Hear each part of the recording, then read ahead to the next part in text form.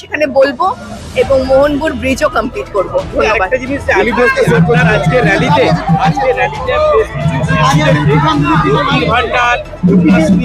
আমি তো এইমাত্র পৌঁছেছি, লঙ্ঘন হচ্ছে না। আমি এক্ষুনি পৌঁছেছি।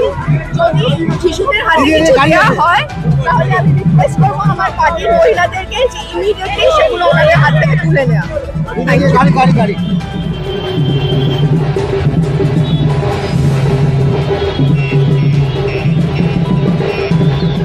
এটা নির্লজ্জতম ঘটনা, কারণ যে ট্যাবলো ব্যবহার করা হয়েছে সবুজ সাথী অ্যাড দিয়ে, সেখানে শিশুদের ব্যবহার করা হয়েছে।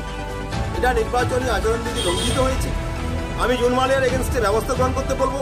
ওখানে চেয়ারম্যান সৌমেন খান বাচ্চাদেরকে ট্যাবলো ইউজ করে নির্বাচনী আচরণবিধি লঙ্ঘিত করছেন, এটা নিন্দনীয় ঘটনা। আমি সিওকে মেল করেছি, চিফ ইলেকশন অফিসারকে মেল করেছি, আমি ডিএমকে জানিয়েছি। অত্যন্ত দুর্ভাগ্যজনক ঘটনা, অবিলম্বে ব্যবস্থা গ্রহণের আবেদন জানিয়েছি।